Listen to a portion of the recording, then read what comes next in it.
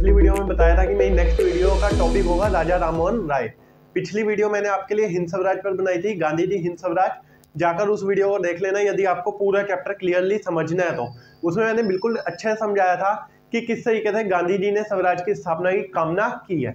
और आज इस वीडियो में मैं आपको समझाने वाला हूँ कि कैसे राजा राममोहन राय एक समाज सुधारक के रूप में सामने आया है। इसके मैं 3 पार्ट बनाने वाला हूँ। 3 क्वेश्चन आएंगे इसमें से, मतलब जो पेपर में चांस बनते हैं ना 3 क्वेश्चंस के बनते हैं। जो आज वाला क्वेश्चन है उसमें मैं आपको समझाऊंगा कि कैसे राजा राममोहन राय ने अधिकारों की बात कही।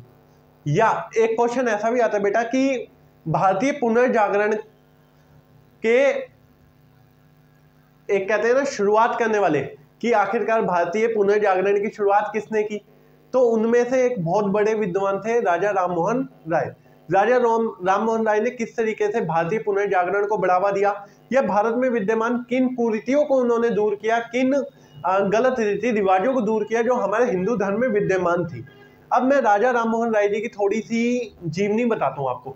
जैसा कि आप सबको पता होगी 1757 में यानी 1757 में हमारे देश पर अंग्रेजों ने कब्जा कर लिया। अंग्रेज एक व्यापार करने आए थे, एक ईस्ट इंडिया कंपनी लाए थे छोटी सी। उन्होंने देखा कि हमारे यहाँ पे तो यार इतनी ज्यादा कुरीतियां चल रही हैं, आपस में ही लोग लड़ने में लगे हुए हैं। तो उन्होंने उस चीज का फायदा उठाते हुए पूरे तरीके से हमारे देश पर क्या कर लिया, धीरे धीरे राजनीतिक और आर्थिक रूप से कब्जा कर लिया। अच्छा, जब मैं राजा राममोहन राय जी की बात करता हूँ तो उस टाइम पे जब उनका जन्म होता है, अच्छा मैंने पिछली वीडियो में भी बताया था आपको कि कोई भी विद्वान होते हैं, कोई भी एक समाज सुधारक होते हैं, तो उन पर उनके समाज का बहुत ज्यादा प्रभाव पड़ता है, तत्कालीन समाज का बहुत ज्यादा प्रभाव पड़ता है। यानी ऐसे मान लो आज मैं हूं, मैं आज की कंडीशंस के हिसाब से लिखूंगा। अगर मैं कुछ लिखता हूं आगे जाकर तो मैं आज के कंडीशंस के हिसाब से लिखूंगा। राजा राममोहन राय जी ने उस समय की कंडीशंस के हिसाब से लिखा। अब उस समय की कंडीशंस कैसी थी मैं आपको थोड़ा सा बताता हूँ। उस समय ना कुछ बहुत ज्यादा कुरीतियां थी। सबसे पहली सती प्रथा, रूढ़िवादिता और बाल विवाह, बहुपति विवाह। बहुपति विवाह का मतलब क्या है, बहुपत्नी विवाह। बहुपत्नी विवाह का मतलब क्या है कि एक ही पति की 3-3, 4-4 पत्नियां होना। और बाल विवाह का मतलब क्या है, छोटी एज में शादी कर देना। सती प्रथा तो बहुत ही ज्यादा बड़ी कुरीति थी जो हमारे हिंदू समाज से दूर होना बहुत ज्यादा जरूरी माना गया। सती प्रथा का मतलब क्या था कि किसी के मान लो हस्बैंड मर जाते हैं तो उन्हीं की चिता के साथ उनकी वाइफ को भी जला दिया जाता था, या फिर उन्हें एक ऐसा जीवन दिया जाता था जो कि मृत्यु से भी खराब है। ऐसा माना यार, कई बार ऐसा करते थे कि किसी एक कमरे में अंदर बिल्कुल पैक कर दिया, सफेद वस्त्र धारण करने पर मजबूर किया और उनके बाल काट दिए जाते थे। अब ऐसी मतलब उससे ना उसकी जो वेशभूषा होती है ना, जो श्रृंगार होता है वो बिल्कुल छीन लिया जाता था। अब मैं राजा राममोहन राय जी के बारे में थोड़ा सा आगे बढ़ता हूँ तो बात आती है उनके जन्म की। बात करता हूँ मैं, राजा राममोहन राय जी का जन्म कब हुआ। राजा राममोहन राय जी का जन्म होता है 22 मई 1772 में, यानी 1772 में। जब 1772 में राजा राममोहन राय जी का जन्म होता है तो जन्म के समय ये सब जितनी मैंने कुरीतियां बताई ना सबके सब विद्यमान थी। अब धीरे धीरे बड़े होंगे तभी तो वो उन्हें समझेंगे। अब इंसान तब ज्यादा समझता है जब अपने साथ ऐसी चीज हो चुकी हो। तो ऐसी ही एक घटना हुई राजा राममोहन राय जी के साथ 1811 में। 1811 में क्या होता है, उनके बड़े भाई थे जगमोहन। जगमोहन जी का जब देहांत हो जाता है तो उनकी वाइफ यानी राजा राममोहन राय जी की क्या लगेंगी, भाभी। यानी उनकी भाभी को वो क्या करते हैं, सती बनाकर जिंदा जला देते हैं। अब जब वो उन्हें एक सती होते हुए देखते हैं या एक जीवित जलते हुए देखते हैं तो उनके हृदय में एक चिंगारी उठती है, यार ये कैसी प्रथा हुई, यहाँ पे एक्सपायर उनके भाई हुए, जला तुम मेरी भाभी को भी रहे हो साथ में, क्योंकि आप सबने सुना होगा भाभी मां समान होती है। अब ऐसी प्रथा के अनुसार तुमने उनकी भाभी को जला दिया तो मन पे तो एक ठेस पहुंचेगी ना, दिल पे तो एक गहरा झटका लगेगा। वैसे ही झटका किस पर लगा, किसके दिल पर लगा, राजा राममोहन राय जी के। जब उनके दिल पर यह झटका लगता है तो उन्होंने एक चीज ठान ली कि यार कुछ भी हो जाए, कुछ भी हो जाए, मैं इस प्रथा को खत्म करके रहूंगा, क्योंकि मैं नहीं चाहूंगा कि आगे आने वाली पीढ़ियां और भी इसका शिकार हो या और भी महिलाएं सती प्रथा का शिकार हो। तो उन्होंने जब इसके खिलाफ कदम उठाने शुरू किए, मैं बताना आपको चाहता हूं कि जो राजा राममोहन राय थे ना खुद एक ब्राह्मण फैमिली से थे। अच्छा, ब्राह्मण ऊंची जात है। अब जब ब्राह्मण फैमिली वाले सबसे ज्यादा नियमों को पालन करना मानते हैं, उनका मानना है कि सबसे ज्यादा नियम पालन होना चाहिए। तो जब ब्राह्मण फैमिली से थे वो, तो जब उन्होंने विरोध करना शुरू किया ना, तो उनके पिताजी ने बहुत ज्यादा उनका विरोध किया कि यार ये चीजें रीति रिवाज से चलती आनी है, तुम इनमें इंटरफेयर नहीं कर सकते। उनकी पूरी फैमिली ने उन्हें बोला, और एंड तक यहाँ तक की बात आई कि जब राजा राम मोहन राय जी ने उनका बात नहीं मानी तो उन्हें अपना घर बार तक छोड़ना पड़ा। वो मजबूर हो गए, क्यों? क्योंकि पिताजी रोज ताने मारते कि भाई ये गलत कर रहा है तू, ये गलत कर रहा है तू, सती प्रथा का विरोध नहीं करना, या कोई भी हिंदू प्रथा है उसका विरोध नहीं करना। क्यों? क्योंकि ब्राह्मण उस चीज को बढ़ावा देते थे उस टाइम पर। तो इस चीज को देखते हुए क्या हुआ कि धीरे धीरे धीरे धीरे उन्हें अपना घर तक छोड़ना पड़ा। तो जैसा कि मैं आपको बता रहा था, अब मैं अगले पॉइंट पे आता हूँ। एक छोटा सा पॉइंट बताता हूँ कि राजा राम मोहन राय को पहले भारतीय नारीवादी नेता के रूप में भी देखा गया। नारीवादी कौन होते हैं? जो नारी और पुरुषों के समान अधिकारों की बात करते हैं। राजा राम मोहन राय जी का मानना था कि यदि हमें समाज को आगे बढ़ाना है या समाज में सुधार करना है तो हमें नारी और पुरुषों को एक समान अधिकार देने होंगे। यानी भारत में पहले व्यक्ति जिन्होंने नारियों के अधिकारों के लिए लड़ाई लड़ी, यानी पहले व्यक्ति थे जिन्होंने नारियों के अधिकारों की बात रखी और पुरुषों के समान उन्हें भी अधिकार देने की मांग को आगे बढ़ाया।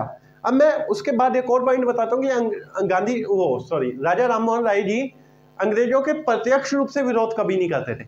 वो पश्चिमी संस्कृति से थोड़े बहुत प्रभावित भी थे, लेकिन वो उन्हीं चीजों को भारतीय संस्कृति में अपनाना चाहते थे जिनसे कि भारतीय संस्कृति को फायदा होता हो, ना कि नुकसान। जैसा कि आधुनिकता के आलोचक थे कौन? गांधी जी। वैसे ही राजा राम मोहन राय जी भी आधुनिकता के आलोचक तो थे, लेकिन वो थोड़े अलग वे में। उनका मानना था आधुनिकता आनी चाहिए, लेकिन किसके मामले में? अधिकारों के मामले में। यानी आधुनिकता का मतलब ये नहीं है कि इंसान स्वार्थी बन जाए, उनके हिसाब से कतई आधुनिकता का मतलब ये नहीं है। उनका मानना है आधुनिकता आए, लेकिन कैसी? कि हम पुरानी चीजों को भूलें, पुरानी कुरीतियों को भूलें, पुरानी गलत समस्याओं को भूलें, जिससे कि हमारा समाज सुधर सके और महिलाओं को एक समान अधिकार देने में हम कामयाब हो। ये किसका मानना था? राजा राम मोहन राय जी का। अब उस चीज के लिए उन्होंने कई धार्मिक सुधार आंदोलन चलाए, धार्मिक सामाजिक सुधार आंदोलन। अब उन्हीं आंदोलनों में मैं सबसे पहले बात करूं तो राजा राम मोहन राय जी को क्या माना जाता है? भारतीय आधुनिक चिंतन का सिरमौर माना जाता है। सिरमौर का मतलब क्या है? कि सबसे ऊपर रहने वाले व्यक्ति, यानी जिन्होंने धार्मिक सुधार आंदोलनों के लिए सबसे पहले प्रयत्न किया, यानी सबसे ज्यादा प्रयत्न किया, उन्हीं को क्या का एक सिरमौर शब्द का इस्तेमाल किया गया। सिरमौर का मतलब क्या होता है? सबसे ज्यादा बड़ा इंसान। यानी सबसे ज्यादा प्रयत्न किसने किए भारत में? राजा राम मोहन राय जी ने। किसके लिए? अधिकारों के लिए। अब सेकंड पॉइंट आता है, कुछ विद्वानों का मानना है कि जिस तरीके से पश्चिमी राजनीतिक चिंतन की शुरुआत किससे होती है? कोई कमेंट सेक्शन में बता पाएगा मुझे? जैसे कि पश्चिमी राजनीतिक चिंतन की शुरुआत किससे होती है? अरस्तु से। वैसे ही हमारे भारतीय राजनीतिक चिंतन की शुरुआत किससे हो रही है? राजा राम मोहन राय जी से। अब राजा राम मोहन राय जी ने इस चीज को, यानी अधिकारों की बात करते हुए, अच्छा अब अधिकारों की बात करना केवल और केवल एक बात करने से कुछ नहीं होने वाला, उसके लिए क्या लेने होंगे? कुछ एक्शंस लेने होंगे। ऐसे ही एक्शंस लेने शुरू किए किसने? राजा राम मोहन राय ने। उनके लिए सबसे पहला एक्शन क्या था? ब्रह्म समाज की स्थापना। किसकी? ब्रह्म समाज की स्थापना। जब हम ब्रह्म समाज की स्थापना की बात करें तो उन्होंने 1828 में, यानी 1828 में ब्रह्म समाज की स्थापना की, जिसे उस टाइम पे ब्रह्म सभा के नाम से जाना गया और बाद में इसका नाम बदलकर ब्रह्म समाज हो गया। जो ब्रह्म समाज था ना, वो सभी प्रचलित धर्मों पर आधारित था। यानी सभी प्रचलित धर्मों में जितने भी धर्म उस टाइम पे चल रहे थे, उनमें जितनी अच्छाइयां थी उन सबको मिलाकर किसे बनाया गया? ब्रह्म समाज को। यानी उनका मानना था कि जो ब्रह्म समाज है वो किसी एक धर्म पर आधारित नहीं होना चाहिए। यार एक चीज पर हर एक चीज में कमी तो होती है, तो उन्होंने क्या किया? सभी धर्मों को मिक्स किया, जो जो अच्छाइयां थी सबको लिया और अपने एक ब्रह्म समाज की स्थापना कर दी। अब उन्होंने ब्रह्म समाज में मूर्ति पूजा का विरोध किया और हिंदुत्व में एकेश्वरवाद पर को बढ़ावा दिया। एकेश्वरवाद का मतलब क्या है? कि एक ईश्वर को मानो। और आगे उन्होंने क्या किया कि कई चीजों को ब्रह्म समाज के द्वारा निशाना बनाएगा। अच्छा, निशाना किसे बनाएंगे? अच्छी चीजों को तो बनाएंगे नहीं, तो उन्होंने निशाना बनाया किसे? कुरीतियों को। कुरीतियां कौन कौन सी थी? सती प्रथा, बाल विवाह, बहुपत्नी विवाह, और कौन सी थी, जाति प्रथा, है ना, धर्म के आधार पर भेदभाव करना, इन सब चीजों को उन्होंने क्या बनाया, निशाना बनाया। अब जब इन चीजों को निशाना बना रहे, इन चीजों को निशाना बनाते हुए वो कोई पॉइंट कहेंगे, तो उन्होंने इन चीजों को निशाना बनाते हुए एक पॉइंट बोला कि सभी मनुष्य एक समान है। सभी मनुष्य एक समान होने का मतलब क्या है कि कोई छोटा नहीं है और कोई बड़ा नहीं है, क्योंकि अगर कोई छोटा या बड़ा है तो उसे समान अधिकार नहीं दिए जाएंगे। तो इनका मानना क्या था, सबको समान अधिकार मिलने चाहिए, सबको एक जैसा देखा जाना चाहिए। इसलिए उन्होंने बात की किसकी, एक समान व्यक्तित्व की। एक समान व्यक्ति का मतलब क्या, कोई भी जाति हो, कोई भी धर्म हो, है ना, उन्हें क्या होगा, एक समान रूप से हम देखेंगे। और उन्होंने जो एक होता है ना दिखाने के लिए किए गए अनुष्ठान, यानी दिखावे के लिए किए गए अनुष्ठान, उनका पूरे तरीके से विरोध किया, उनका खंडन किया। उनका मानना था ये अनुष्ठान करने से कुछ नहीं होता, हमें क्या करना है, कर्म करने हैं। उनका मानना था कर्म कर, फल की चिंता मत कर, यानी कर्म करते जा, ठीक है, जितने कर्म करेगा उतना ज्यादा तुझे फल मिलेगा। ये किसका मानना था, राजा राम मोहन राय जी का। तो उन्होंने ब्रह्म समाज की स्थापना समझ आया। अब इसके अगला टॉपिक जो होगा वो होगा हमारा ब्रह्म समाज की उपलब्धियां क्या क्या रही। तो अभी मैं आपको उपलब्धियां बताने वाला था, लेकिन उपलब्धियों से पहले एक छोटा सा टॉपिक बात करता हूँ, इसके उद्देश्य क्या थे, यानी जो ब्रह्म समाज की स्थापना की गई। अच्छा, किसी भी चीज की स्थापना करते हैं तो उससे पहले उसके हम उद्देश्यों को जानते हैं, यानी उसके उद्देश्य क्या क्या रखने हैं हमें। तो जब मैं उद्देश्यों की बात करूं तो सबसे पहला उद्देश्य क्या था, हिंदू धर्म में सुधार करना। सेकंड उद्देश्य क्या रहा होगा, कुप्रथाओं को खत्म करना। थर्ड उद्देश्य क्या था, तर्कपूर्ण जीवन को बढ़ावा देना। तर्कपूर्ण जीवन का मतलब क्या है कि जो ये तुम बिल्कुल धार्मिक आधार बनाकर चल रहे हो ना जीवन को, तो धार्मिक आधार से थोड़ा सा साइड हो।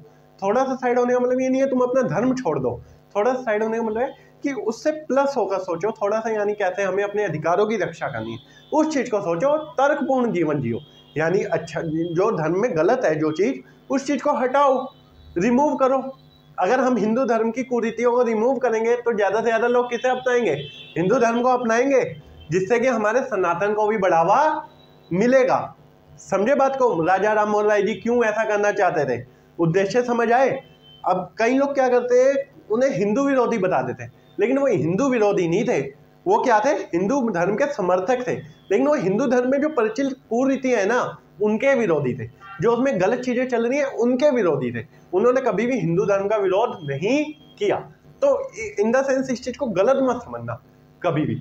और जब हम नेक्स्ट बात की बात करते हैं नेक्स्ट चीज की, तो अब हम उसकी उपलब्धियों को समझते हैं।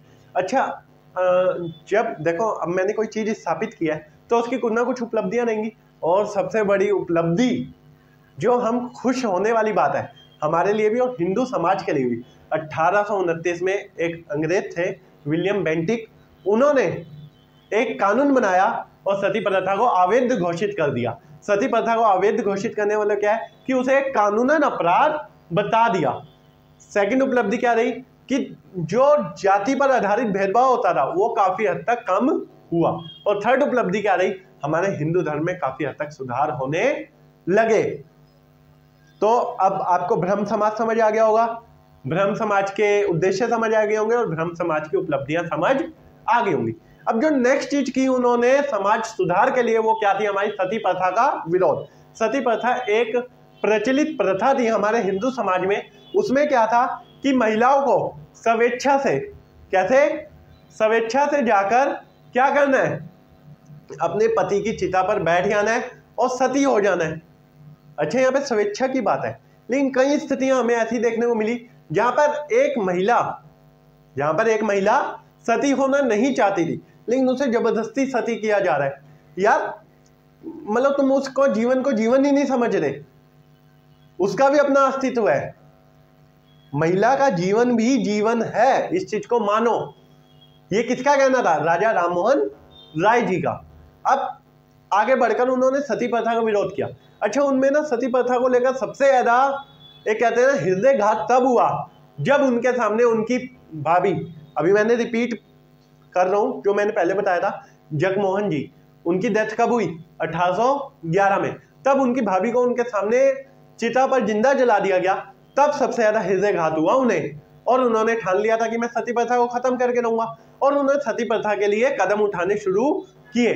और 1818 में उन्होंने अपना पहला लेख लिखा सती प्रथा को लेकर, जिसमें उन्होंने बताया कि महिलाओं का अपने पति के अलावा एक अलग अस्तित्व भी होता है। अलग अस्तित्व का मतलब क्या है कि पति के अलावा भी वो थोड़ी बहुत अपनी भी वैल्यू रखती हैं। इसलिए पति के जीवन का खत्म होने का मतलब कतई महिलाओं के जीवन का खत्म होना नहीं है, यानी पति की मृत्यु के बाद भी महिलाओं को जीने दो। और राजा राम मोहन राय जी का मानना था ये कैसे कर पाते हैं सब लोग, जब महिलाओं को अपनी अधिकारों का ज्ञान नहीं है। यानी इसके माध्यम से उन्होंने किस चीज की बात की, स्त्री शिक्षा की। मैंने बताया ना नारीवादी थे, ये पहले नारीवादी थे, तो ये ज्यादातर स्त्रियों के समर्थन में काम करेंगे। तो इन्होंने स्त्री शिक्षा की यहाँ से बात कही कि जितनी ज्यादा हम ज्ञानता स्त्रियों में लाएंगे, जितना ज्यादा हम स्त्रियों को पढ़ाएंगे लिखाएंगे, उतना ही ज्यादा वो अपने अधिकारों के प्रति सचेत होंगे और हम सती प्रथा को जल्द से जल्द खत्म करने में कामयाब होंगे। अब उनके इन्हीं प्रयासों के कारण 1829 में, अभी मैंने पहले भी बताया था, 1829 में एक कानून बना जिसे विलियम बेंटिक ने बनाया और सती प्रथा को अवैध घोषित कर दिया। उम्मीद करता हूँ ये टॉपिक भी आपको बिल्कुल क्लियर हुआ। अब राजा राम मोहन राय जी ने अगली बात कही धार्मिक सुधारों की, जिसमें धार्मिक सुधारों में उन्होंने मेनली बात की मूर्ति पूजा का विरोध। उनका मानना था कि ये मूर्ति पूजा करना ना एकमात्र और मात्र दिखावा है, यानी हमें मूर्ति पूजा नहीं, ईश्वर को मानो लेकिन कहां से, दिल से। मूर्ति पूजा करके हम कुछ भी हासिल नहीं कर सकते, ये मानना था राजा राम मोहन राय का। सेकंड चीज, वो एकेश्वरवाद को बढ़ावा देते थे। उन्होंने अपनी एक पुस्तक भी लिखी, पुस्तक का नाम था तुहफत अल मुहावी दीन, तुहफत अल मुहावी दीन, जिस पुस्तक में उन्होंने एकेश्वरवाद का समर्थन किया। और वो एक बहुदेववाद के विरोधी थे। उनका मानना था बहुत सारे देवताओं को नहीं, बल्कि एक किसी ईश्वर को मानो, किसी एक देवता को मानो जो तुम्हारे इष्ट देवता है, यानी जो तुम्हारे मेन देवता है, उन्हीं की पूजा करो। बहुदेववाद के वो विरोधी थे। वो ये जो दिखावे के लिए किए गए अनुष्ठान है उनके भी बिल्कुल विरोधी थे। और उन्होंने जितना, उनका मानना था कि हम धार्मिक उलझनों के स्थान पर एक तार्किक जीवन को बढ़ावा दें। और 1815 में उन्होंने एक आत्मीय समाज की स्थापना की। किसकी? आत्मीय सभा, सॉरी सामान्य सभा, जिसमें उन्होंने सामाजिक सुधारों को बल दिया। किस चीज की स्थापना की 1815 में? आत्मीय सभा। आत्मीय सभा जिस पर किसमें बढ़ावा, जिससे किस पर बढ़ावा दिया? सामाजिक सुधारों पर। और वो महिला स्वतंत्रता के बहुत बड़े समर्थक थे। उनका मानना था महिलाओं का शोषण का जब अतिक्रमण होता है, जब महिलाओं के शोषण का अतिक्रमण होता है तो महिलाओं के साथ बहुत बुरी स्थिति हो जाती है। यानी उनका मानना था कि हमें महिलाओं के शोषण को रोकना होगा। यदि हम महिलाओं के शोषण को रोकते हैं तभी हम अपने धर्मों में सुधार कर पाएंगे। क्यों? क्योंकि अगर महिलाओं का शोषण होता रहेगा तो सती प्रथा वैसे ही चलती रहेगी। अब सती प्रथा को खत्म करने के लिए उन्होंने एक मेन फैक्टर बताया था, क्या? स्त्री शिक्षा। अच्छा, किसी का भी एक्सप्लॉयटेशन रोकना है या अगर हमें किसी का भी शोषण रोकना है ना, तो उसके लिए सबसे पहले सबसे बड़ा हथियार शिक्षा होता है। इस चीज को राजा राम मोहन राय भी मानते थे और हम भी मानते हैं और शायद आप भी मानते होंगे कि बिना शिक्षा के हम किसी के शोषण को नहीं रोक सकते। क्यों? जैसे कि एग्जाम्पल देता हूं मैं, एक गरीब मजदूर है, आम मजदूर है, वो क्या है, बेचारा पढ़ा लिखा नहीं है, तो एक अमीर आदमी या एक मिल मालिक क्या करता है, उसे कम सैलरी पर ज्यादा घंटे काम करा लेता है, यानी उसका शोषण करता है, जो कि गलत है ना। अगर वो पढ़ा लिखा होता तो उसका शोषण इम्पॉसिबल था। और 1822 में उन्होंने अपनी एक पुस्तक लिखी जिसमें स्त्रियों को संपत्ति के अधिकार को दिलाने की बात की। यानी उन्होंने बात रखी कि हमें स्त्रियों को क्या दिलाना है? संपत्ति का अधिकार दिलाना है। अगर हम स्त्रियों को संपत्ति का अधिकार दिलाएंगे, संपत्ति का अधिकार का मतलब जितना अधिकार संपत्ति पर, पिता की जमीन पर जितना अधिकार एक पुत्र का होगा उतना ही अधिकार एक महिला का भी होना चाहिए। और वो स्त्री शिक्षा को बढ़ावा देना चाहते थे और वो बहु विवाह और बाल विवाह के बिल्कुल खिलाफ थे। उनका मानना था बाल विवाह और बहु विवाह को बिल्कुल खत्म कर देना चाहिए। वो हिंदू धर्म में ये सब सुधार चाहते थे। अब जो नेक्स्ट चीज की उन्होंने, नेक्स्ट चीज की जाति प्रथा का विरोध। जाति प्रथा बहुत बड़ा मेन फैक्टर है हमारे हिंदू धर्म का। कैसे? जाति प्रथा देखो, मैं मनुस्मृति की बात करूं तो मनुस्मृति में क्या होता? मनुस्मृति में हमारे 4 वर्णों का वर्णन किया गया था। कौन थे? ब्राह्मण, क्षत्रिय, वैश्य और शूद्र। सबसे ऊपर ब्राह्मण। ब्राह्मण उनका मानना था, मनुस्मृति में लिखा गया है कि जो ब्राह्मण है वो इंसान के मस्तिष्क से पैदा होता है। जो क्षत्रिय है, क्षत्रिय कहाँ से? भुजाओं से। और जो वैश्य है वो कहाँ से पैदा होता है? जांघों से। और जो शूद्र है, शूद्र सबसे नीचे माना गया है, उनका मानना है कि वो तलवों से पैर के तलवे होते हैं ना, वहाँ से पैदा होते हैं, ठीक है। लेकिन जो बात करूँ मैं मनुस्मृति की, अब गलत चीज मनुस्मृति में नहीं लिखी हुई थी। मनुस्मृति में तो लिखा हुआ था कि ये जो वर्ण व्यवस्था है वो कर्म आधारित है, यानी मनुष्य अपना कर्म चेंज करके, अपना कार्य बदल कर इस प्रथा से बाहर निकल सकता है। यानी कोई शूद्र है तो वो ब्राह्मण बन सकता है, ठीक है, अगर वो अपना कर्म चेंज कर ले तो। लेकिन आने वाले टाइम पे लोग स्वार्थी हैं, लोगों ने उसे अपने मतलब के हिसाब से बना दिया। यानी ब्राह्मणों ने क्या चाहा, ब्राह्मणों ने चाहा कि अगर हम इसे सबसे ऊपर कर देंगे, यानी अगर हम अपनी फिक्स पोस्ट कर ले तो हम हमेशा फिक्स रहेंगे, हम नीचे वाले वर्ण में नहीं आएंगे। तो इसे कर्म आधारित से हटाकर क्या बना दिया गया, इसे जन्म आधारित बना दिया गया। यानी जो बंदा जिस वर्ण में जन्म लेगा वो उसी चीज, वो वही कार्य करेगा जो मनुस्मृति में डिसाइडेड है। बट हमारे राजा राममोहन राय जी ने इस चीज का विरोध किया। उनका मानना था यार ऐसा थोड़ी है कि जन्म आधारित होगा। अब जन्म के आधार पर तो यार मान लो कोई बहुत ज्यादा विवेकशील व्यक्ति है, उसका जन्म शूद्र में हो गया तो उसका तो दिमाग बिल्कुल खराब हो गया, उसका तो दिमाग किसी काम का ही नहीं रहा। क्यों? क्योंकि उसका काम क्या है, तीनों की सेवाएं करना। इसलिए राजा राममोहन राय टैलेंट की कदर की जा सके, या अगर हम बात करें किसी के विवेक का प्रयोग किया जा सके, उसके लिए उन्होंने जाति प्रथा का पूर्ण रूप से विरोध किया। और उनका मानना था चाहे ब्राह्मण हो, चाहे क्षत्रिय हो, चाहे वैश्य हो, चाहे शूद्र हो, वो एक समान है, सबको एक समान अधिकार मिलने चाहिए। ये किसका मानना है? राजा राममोहन। वो एक तो पॉइंट और मैं बताता हूँ सती प्रथा के बारे में। जैसा कि वो सती प्रथा को ऐसा मानते हैं कि इससे ना एक ईर्ष्या पैदा होती है, द्वेष पैदा होता है। मतलब एक, अब तुम जिंदा जला रहे हो महिलाओं को, किसी को, तो बाकी सभी महिलाओं को भी तो उसे देख के बुरा लगेगा। तो इससे क्या होता है, महिलाएं एकदम डाउन होती जाती हैं, यानी वो अपने अधिकारों के प्रति आगे बढ़ भी नहीं पाती। क्यों? क्योंकि पुरुष समाज ने उस पर दबदबा बनाया हुआ है। तो उसे खत्म करना जरूरी था। ये किसका मानना है? राजा राममोहन राय। तो अब मैं नेक्स्ट टॉपिक स्टार्ट करता हूँ अपना। राजा राममोहन राय जी ने शैक्षिक सुधार कैसे किए, यानी शिक्षा में सुधार कैसे किए। तो शिक्षा में सुधार करने के लिए उन्होंने कई स्कूल और कई कॉलेजेस की स्थापना की। उनका मानना था, अच्छा मैं थोड़ा सा बताता हूँ उनके बारे में। उन्हें पहले से ही फारसी और संस्कृत लैंग्वेज का तो ज्ञान था, लेकिन रोजगार की प्राप्ति के लिए, रोजगार को पाने के लिए उन्होंने अंग्रेजी शिक्षा को भी सीख लिया। अब उन्होंने कई वेद, कुरान, उपनिषद, यानी जितने हमारे धर्म ग्रंथ थे सब कुछ पढ़े, लेकिन उन्हें कहीं में भी इसमें वैज्ञानिक तर्क दिखाई नहीं दी।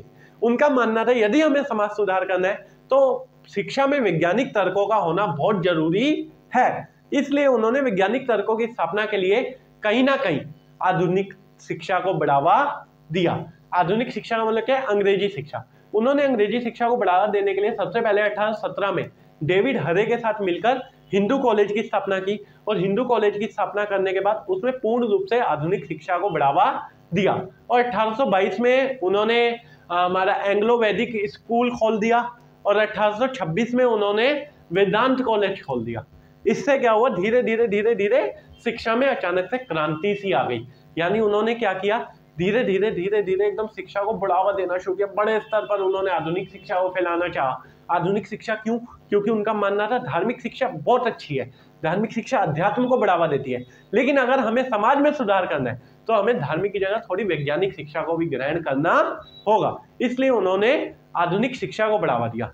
उन्होंने धार्मिक शिक्षा की जगह आधुनिक शिक्षा को ज्यादा बेहतर माना, ताकि हम धर्म में सुधार कर सके, कुछ कुरीतियों से पार पा सकें। अब हमारा नेक्स्ट टॉपिक है, एक छोटा सा कॉन्सेप्ट है कि कुछ लोग कहते हैं कि हमारे राजा राममोहन राय जी राष्ट्र विरोधी थे, लेकिन ऐसा बिल्कुल नहीं है। मैं उसका भी तर्क देता हूँ, उसको भी प्रूफ करता हूँ कि राजा राममोहन राय राष्ट्र विरोधी नहीं बल्कि राष्ट्रवादी थे, राष्ट्र प्रेमी थे।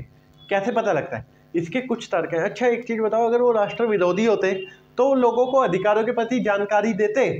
कतई ही नहीं। तो इसका मतलब क्या है, वो अपने देश की जनता को अधिकार सिखा रहे हैं, तो इसका मतलब क्या है कि वो राष्ट्र प्रेमी है, ना कि राष्ट्र विरोधी। अब एक और चीज बताता हूँ कि वो ना राजनीतिक स्वतंत्र, व्यक्ति की राजनीतिक स्वतंत्रता को बढ़ावा देते थे। उनका मानना था हर एक व्यक्ति पे अपनी राजनीतिक स्वतंत्रताएं होनी चाहिए। और 1826 में उन्होंने अंग्रेजों के एक अधिनियम, जूरी अधिनियम का विरोध किया। जूरी अधिनियम क्या था? 1826 में बना था। इस अधिनियम में था कि कोई भी एक ईसाई या एक यूरोपियन किसी भी हिंदू या मुसलमान को जेल में डाल सकता था या उस पर मुकदमा चला सकता था, लेकिन इसके विपरीत नहीं। यानी ऐसा नहीं कि कोई भी मान लो हिंदू या मुसलमान है वो ईसाई पर मुकदमा चला दे, तो ये चीज पॉसिबल नहीं थी। किसके तहत? जूरी अधिनियम के तहत। तो जूरी अधिनियम का उन्होंने विरोध किया, तो मतलब क्या है, इससे भी उनका राष्ट्र प्रेम दिखता है। और वो अकबर की साइड से एक मुकदमे की पैरवी करने खुद लंदन तक गए, तो इससे भी उनका राष्ट्र प्रेम दिखता है। और अगर मैं बात करूं तो उन्होंने हर एक जगह पर अंग्रेजों का विरोध किया, लेकिन कैसे? अप्रत्यक्ष रूप से। उनका मानना था अगर हमें अपने हिंदू धर्म में सुधार करना है तो अंग्रेजों की मदद तो लेनी पड़ेगी, इसलिए वो कभी भी प्रत्यक्ष विरोधी नहीं बने। उन्होंने विरोध किया लेकिन गलत नीतियों पर, जैसे कि मैंने बताया जूरी अधिनियम एक गलत नीति थी, तो उसका उन्होंने विरोध किया। तो सही भी बात है, अगर हमें विरोध करना है तो हम गलत चीजों का करें ना। उनका मानना था कि अंग्रेज हमें क्या दे दे? थोड़ा राजनीतिक सत्ता में हिस्सेदारी दे दे। उनका मानना था कि राजनीतिक सत्ता में हिस्सेदारी देने। क्यों? क्योंकि वो ना धीरे धीरे स्वतंत्रता चाहते थे। धीरे धीरे स्वतंत्रता का मतलब क्या है? वो चाहते थे पहले अगर हम धर्म सुधार नहीं करेंगे, अगर हम डायरेक्ट अंग्रेजों से स्वतंत्रता ले लेंगे तो अंग्रेजों से स्वतंत्रता मिल जाएगी, लेकिन हमारा समाज क्या होगा? कहीं ना कहीं धार्मिक उलझनों में अटका रहेगा और तर्क पर आधारित कोई बात नहीं करेगा। इसलिए वो कभी भी प्रत्यक्ष रूप से अंग्रेजों का विरोध नहीं करते थे। उम्मीद करता हूँ आपको ये क्वेश्चन काफी अच्छे से समझ आया होगा। अब मेरा जो नेक्स्ट क्वेश्चन होने वाला है वो इसी चैप्टर में से होगा, और वो क्या होगा कि राजा राममोहन राय एक भारतीय पत्रकारिता के जनक के रूप में, यानी उन्हें भारतीय पत्रकारिता के जनक माना जाता है। कैसे उन्होंने भारतीय पत्रकारिता को बढ़ावा दिया, ये चीज उस क्वेश्चन में हम पढ़ने वाले हैं। उसकी वीडियो में आपके लिए जल्द से जल्द लाऊंगा, तो आपको बिल्कुल भी आपसे वो वीडियो मिस ना हो, इसलिए आप चैनल को सब्सक्राइब जरूर कर ले और नीचे बेल आइकन जरूर दबाना, क्योंकि बेल आइकन से सबसे पहले नोटिफिकेशन आप तक पहुंचेगी और आप वीडियो का फायदा उठा पाओगे। और ज्यादा से ज्यादा वीडियो को लाइक करना और शेयर करना, ताकि मैं ऐसे ही वीडियो आपके लिए लाता रहूं। और मैंने आपको पहले भी बता चुका हूं कि इन वीडियोस में मैं आपका ये पॉलिटिकल थॉट 2 पूरा कवर करने वाला हूं, यानी जो SOL के पेपर में आने